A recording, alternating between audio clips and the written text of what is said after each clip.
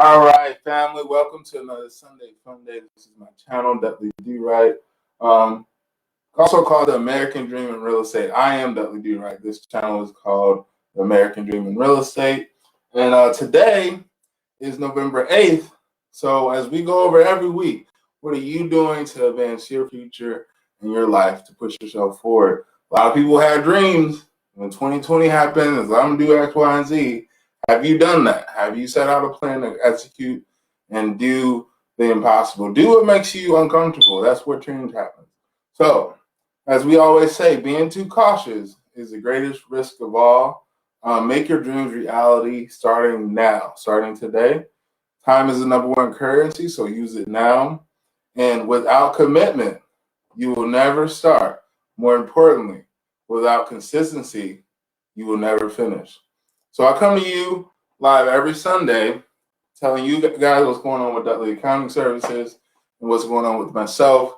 Just living a free life and wanting you guys to do more, to get out there and be active, to do more, stretch your brain, do things that make you uncomfortable. Don't stop doing everything that's similar to you.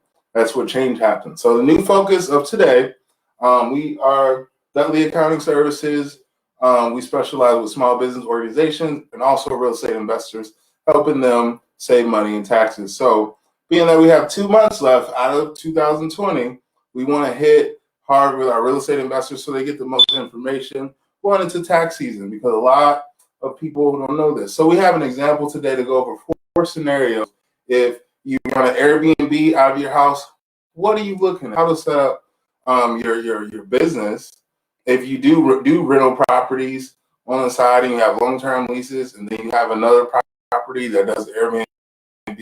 So we got an example. We use our famous Bob's Airbnb income. So is Bob's Airbnb income going to be passive?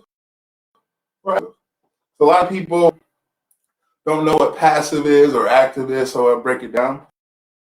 Passive income is that you make when you don't have to put work in. It's like rental income. You get a property and your tenants pay you rent. It's passive. You don't really have to do. Active income is you actually operating in the business. You actually running the Airbnb. You're cleaning, the linen. You're actively involved in the business. So we're going to go over this Sunday Fun Day today, 4 different scenarios that you have to look for when you're renting out your Airbnb, right? So Bob here has rented out his Airbnb. We went over scenario where Bob W-2 income and 1099 income. So go back to that video and watch that one over. Go over like the W-2 income from 1099 income. In this video, we're going to be talking about these 4 different scenarios. So say Bob has an Airbnb, right? And rents out the Airbnb for less than 14 days out of the year.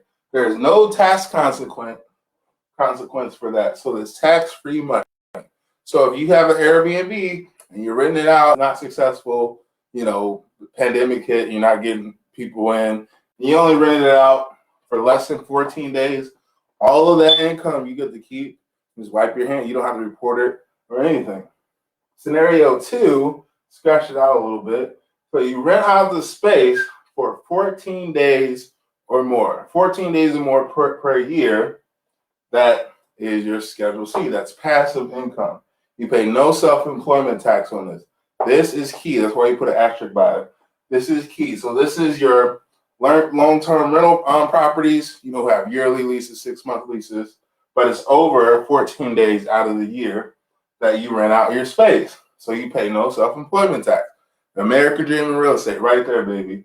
But then you have the third scenario where you rent out the space for less than 7 days rental period. So say you have a rental period, each person comes, and each person stays on average throughout the year less than 7 days.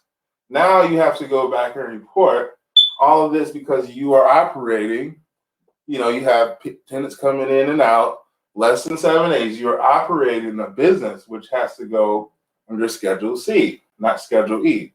So this active business income will get self-employment tax, income tax, state taxes, state and local, all that good stuff that we want to avoid, right? And then we have our fourth scenario where the rental period, your rental period, so the time that you rent your space is at least 7 days, but less than 30 days. So here's the huge nuance with this. If your rental period is over 7 days and less than 30 days, so let's say you rent out the place for over 7 days and you made $100K.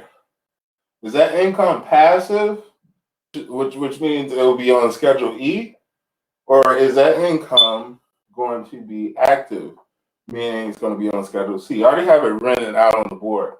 So it's a key indicator to whether when Airbnb sends you that 1099 miscellaneous, they put it in other income to decide what you're going to do with that income. They don't tell how to report that income. They just book it in other income and you're a 1099 miscellaneous. So you have either a choice to put it on Schedule E or Schedule C. So say you rent out for more than 7 days, but less than 30 days.